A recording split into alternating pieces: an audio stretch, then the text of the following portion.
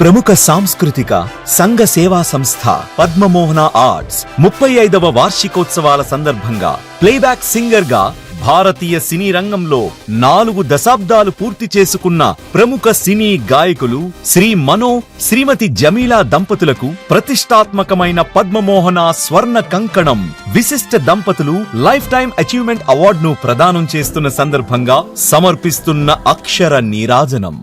గానం గాత్రం మనోహరం, చిరునవ్వే ఆయన ఆభరణం. ఆ గానం మనోహరం, ఆయన గాత్రం పాత్రలకు ప్రాణం. పాటతో అయినా మాటతో అయినా ఆడియన్స్ ను అలరించడంలో ఆయన రూటే సపరేటు.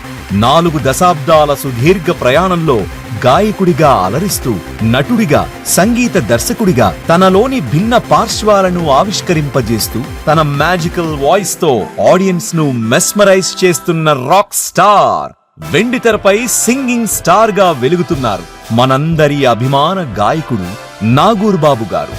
నాగూర్ బాబుగా సుపరిచితులైన మనో గారు, సంగీత దిగ్గజాలు ఎంఎస్ విశ్వనాథన్ గారు చక్రవర్తి గారి వద్ద సంగీతంలో మెలకువలు తెలుసుకున్నప్పటికీ ఆయన్ను గాయకుడిగా ప్రపంచానికి పరిచయం చేసింది మాత్రం ఇళయరాజా గారు. సినీ పరిశ్రమలో స్వయం కృషితో ఒక్కో మెట్టు ఎక్కుతూ విజయ శిఖరాలను అధిరోహించిన కించిత్ గర్వం కూడా చూపని మనో గారు ఎంతో మందికి ఆదర్శం.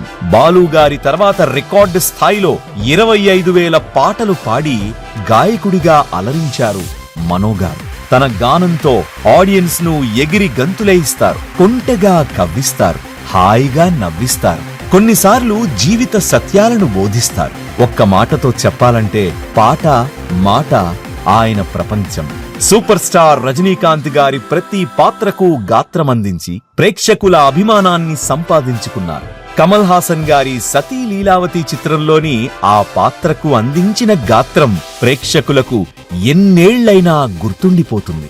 మనో గారి ప్రతి విజయంలోనూ అర్ధాంగి జమీలా గారు అందించే సహకారం మరువలేనిది.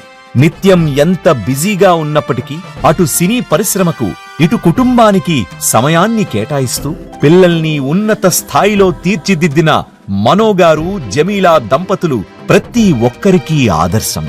పద్మమోహన ఆర్ట్స్ 35వ వార్షికోత్సవాల శుభవేళ ప్రతిష్టాత్మకమైన పద్మమోహన స్వర్ణ కంకణం విశిష్ట దంపతులు లైఫ్ టైం అచీవ్మెంట్ అవార్డ్ 2025తో మనో గారు జమీలా గారి దంపతులను సత్కరించడం గర్వకారణంగా భావిస్తోంది పద్మమోహన సంస్థ.